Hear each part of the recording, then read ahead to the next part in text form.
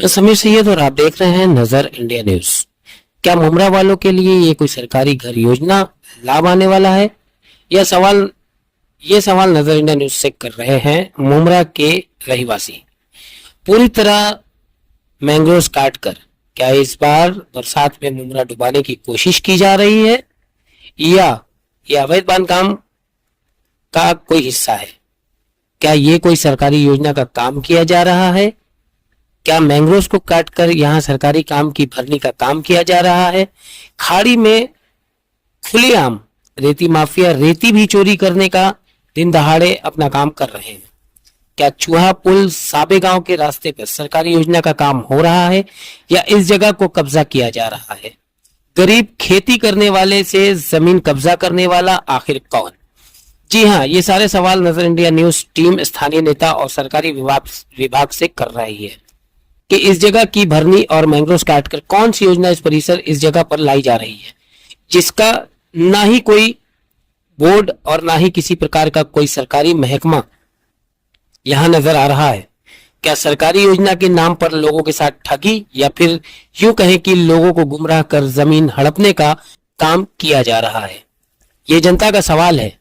जो भरनी कर रहा है उनसे हम शासन प्रशासन से निवेदन करते हैं, इस जमीन पर हो रही मैंग्रोव की कटाई और भरनी पर ध्यान दे, और अगर कायदे से यहां सरकारी काम नहीं हो रहा है तो इस पर तत्काल रोक लगाएं और कायदे से कार्रवाई की जाए। आपको बताते चले कि इस चूहा पुल साबेगांव रास्ते परिसर में जहां ये काम हो रहा है वो जगह फॉरेस्ट और महसूल विभाग की जमीन है। अगर सरकारी काम किया जा रहा है तो लोगों की जानकारी के लिए एक बोर्ड लगाएं जिसमें कॉन्ट्रैक्टर और कंपनी और किस प्रकार की योजना है उसकी घोषणा आम की जाए। आप लोगों को बताते चले कि इसी संदर्भ में क्या कुछ कहा एक जमीन मालिक ने और एक वेटलैंड कमेटी के सदस्य जो खुद आकर सर्वे कर पत्रकारों को संबोधित किया और इसकी जानकारी दिया। क्या कुछ कहा है इन दोनों लोगों ने, सुनते हैं। सर, क्या नाम है आपका? मेरा नाम रोहित जोशी है। सर, आप आज जो चूहा पुल के अंदर जो भरनी की जा रही है अवैध तरीके से, तो वहाँ पर आप आए थे, आपने सर्वे किया, क्या पूरा मामला है, इसको लेकर आप क्या कहना चाहते हैं? चूहा पुल से लेके साबे गांव तक ये जो हम लोग जो रास्ते पे खड़े हैं, वो रास्ते का निर्माण 3-4 साल पहले चालू हुआ था, और मुझे अभी यहाँ पे मैं 3 साल के बाद आया हूँ। 3 साल पहले जब ये भरनी चालू हुआ था, ये भरनी माफिया तभी कोविड के टाइम पे बहुत ज़्यादा तरह से यहाँ पे भरनी हुआ था, और तभी मेरा जो कंप्लेंट था, जो वेटलैंड कमेटी है उसका मैं सदस्य हूँ। तो यहाँ पे जब भी हम लोग ने कार्रवाई की थी, तब से आज 3 साल हो गए इसके बीच में, और यहाँ पे मैं आके ये देख रहा हूँ कि तब की हालत और अब की हालत मैं आपको दिखा सकता हूँ कि मेरे पीछे जो है वो चूहा ब्रिज के यहाँ पे जो अपनी जो खाड़ी है, थाने खाड़ी मुमरा की, वो एक आपको क्षेत्र दिख रहा है। ऐसे ही वो ये साइड पे भी था, लेकिन आपको अभी दिख रहा होगा कि यहाँ की खाड़ी बची ही नहीं है। अभी आप देखोगे तो यहाँ पे कुछ तो कंस्ट्रक्शन एक्टिविटी चालू है, और ये कंस्ट्रक्शन एक्टिविटी अभी हाल फिलहाल में ही चालू हुई है। आपको अगर मालूम रहेगा तो जैसे कोविड के टाइम पे यंत्रणाएं कोविड को हटाने में लगी हुई थी, और उसका गैरफायदा उठा के ये भरनी माफिया एकदम से एक्टिव हो गया। अभी क्या है, अभी इलेक्शन से, तो इलेक्शन के टाइम पे भी जो यंत्रणा है उसके ऊपर इलेक्शन का काम, इलेक्शन का ड्यूटी, वो सब तो ये तो काम उनके जो रहते हैं, उसकी वजह से ये भरनी माफिया वापस एक्टिव हुआ दिखता है हमें अभी जो दिख रहा है ये सब जो सर्वे नंबर्स है, अभी एग्जैक्टली मैंने सब सर्वे नंबर्स मैंने टैली नहीं किया है, लेकिन जब तक मेरी जानकारी है, यहाँ पे जो फॉरेस्ट विभाग, वन विभाग जो है, उनका जो मैंग्रोव सेल है, उसको महसूल विभाग से ये पूरी की पूरी जमीन सेक्शन 4 और सेक्शन 20 के अंदर हैंडओवर हो चुकी है, और उसका नोटिफिकेशन भी निकाला था। उसमें से कई सारी जमीन 300-350 एकड़ जमीन ये वन विभाग की जमीन छोड़ के प्राइवेट जमीन है, लेकिन ये पूरी की पूरी जमीन जो है ये किसको हैंडओवर हुई थी? हैंडओवर किसको हुई थी? ये फॉरेस्ट को हैंडओवर हुई थी। तो सेक्शन जो भारतीय वन अधिनियम जो कानून है, उसके तहत सेक्शन 4 और सेक्शन 20 के अंदर ये जमीन महसूल विभाग से फॉरेस्ट को हैंडओवर हुई थी, मैं खुद वो कार्रवाई के लिए यहाँ पे उपस्थित था। वो टाइम पे 2020 की बात है। तभी यहाँ पे पूरा का पूरा जितने भी इलीगल कंस्ट्रक्शंस थे वो तोड़ दिए गए थे। यहाँ पे एक मैरिज हॉल था, वो भी तोड़ दिया गया था। यहाँ पे वापस इस प्रकार भरनी ना हो इसके लिए ट्रेंच मारे गए थे। और जो MSF रहता है, जो महाराष्ट्र सिक्योरिटी फोर्स है, वो 165 सुरक्षा कर्मी उन लोग ने, फॉरेस्ट विभाग ने स्टेट से एक स्पेशल ये लेके यहाँ पे लगाए थे। अभी मैं आ रहा हूँ तो मुझे बहुत शॉकिंग लग रहा है ये सब कि उनका यहाँ पे किधर भी ये MS जो महाराष्ट्र सिक्योरिटी फोर्स है, उनका यहाँ पे चौकी था, वो चौकी ही गायब है आज। और यहाँ पे मैं देख रहा हूँ अंदर जहाँ पे ये काम चालू है, वहाँ पे पुलिस का एक वैगन खड़ा है और पुलिस के आंखों के सामने ये सब भरनी माफिया यहाँ पे कार्यरत है। तो ये बहुत शॉकिंग चीज है। आप पीछे भी दिखाओगे, मैं पत्रकार बंधुओं को थोड़ा ये करूंगा कि वहां पे अभी भी दिख रहा है कि रेती का धंधा तो चालू ही है।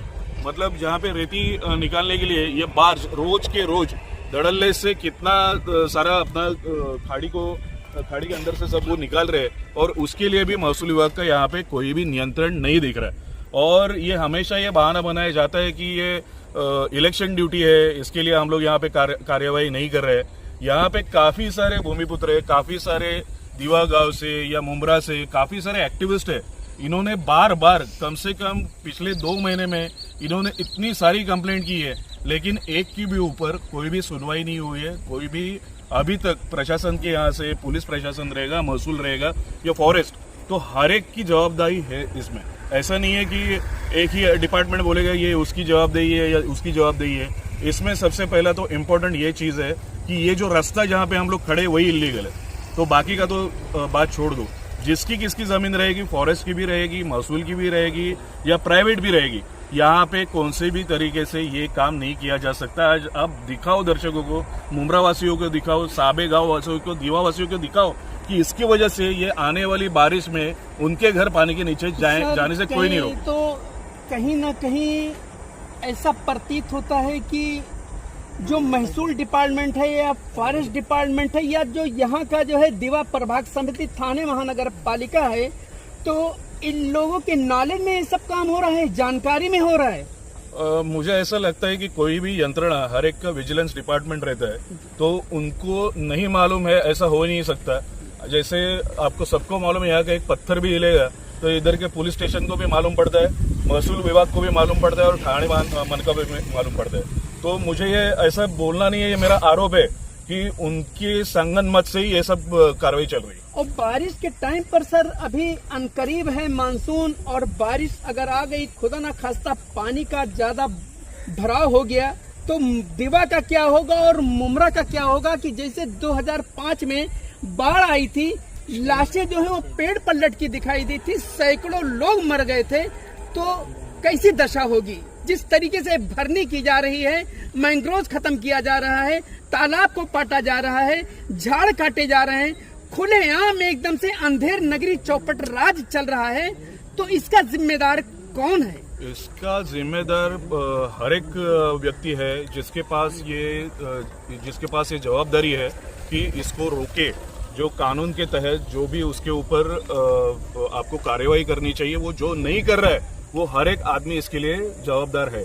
अभी आपने जो प्रश्न पूछा कि या मुमरा या कौसा या दीवा, ये गांव पानी में जाने से कोई डूबने से नहीं बचा सकता। इसकी वजह भी आप देख लो, आपके पीछे जो पारसिक का पहाड़ है, वहां से पूरा जो पानी का सैलाब, जो पानी का आएगा, वो जाना कहाँ पे चाहिए? खाड़ी में। अगर आपने खाड़ी ही नहीं रखा, मैंग्रोव ही नहीं रखा, तो वो पूरा आपके घरों में घुसने वाला है। तो इसके लिए बहुत बड़ी चीज है और हर एक मुमरा वासियों तक मैं आपकी चैनल के माध्यम से मैं पहुंचना चाहता हूं और उनको बताना चाहता हूं कि आप भी यहाँ पे आके, आप भी सैकड़ों की संख्या में आके उनके सामने धरना आंदोलन कीजिए।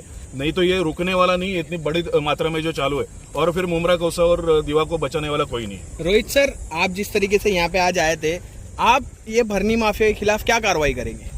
देखो, अभी वेटलैंड कमेटी का मेंबर की हैसियत से मैं ये चीज तो पक्का करूंगा कि इसका रिपोर्टिंग जो है वो हाईकोर्ट को करूंगा।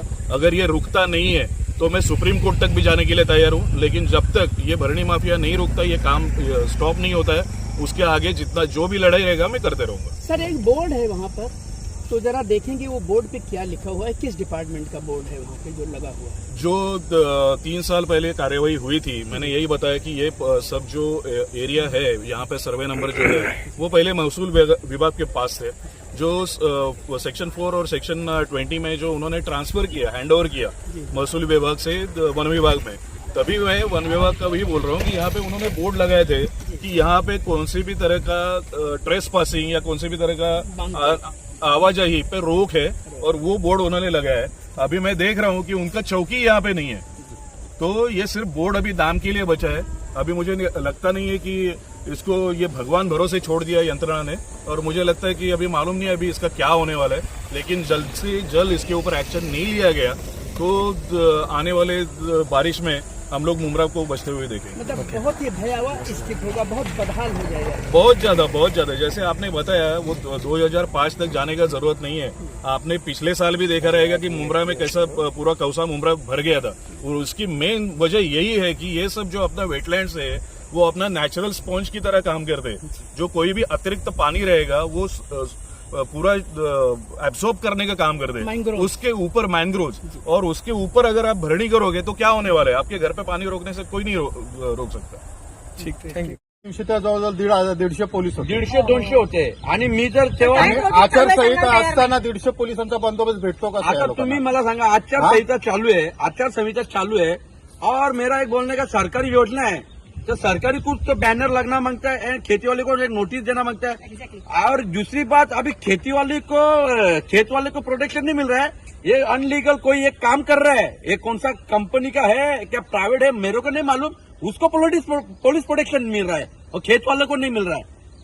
ये कौन सा इंसाफ है, ये कहाँ का इंसाफ है, कहा जा रहा है आजकल का ये। और मैंग्रोव सब ये बुझा रहे ये हैं। देखो हमारे झाड़ में मैंग्रोव है सब, ये देखो ये सब मैंग्रोव के ऊपर ही हो रहा है। ये मैंग्रोव भी नहीं होते थे क्योंकि उधर आगे देखो, चलो अब डंपिंग है, उसकी वजह से हम लोग खेती लगाना बंद किया 2014-2015 से 15 से हमारा खेती बंद कर दिया। अभी मेरा 5 एकड़ जगह है, अभी ये लोग पूरा ये किया है, और हमारा वो कॉन्ट्रैक्टर कौन है?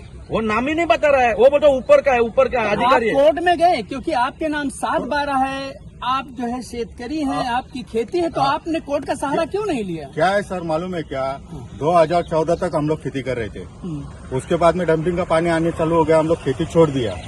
उसके बाद में हमारा कुल था वो उसने कोर्ट में ये करके दावा करके उड़ा दिया। हाँ, उड़ा दिया। अभी बोलते खेती नहीं करता है। अभी मेरे को बताओ, डंपिंग का गंदा पानी आ रहा है तो खेती कैसा होएगा? अभी मैं तो दिमाग अभी लगा, खेती नहीं कर रहा, इतना बड़ा पेड़ है वो नहीं दिख रहा अभी आप उनको। आगे चलो, ये लोग अभी इधर से बंद किया ना, तो आपको हमारा खेती दिखाता था।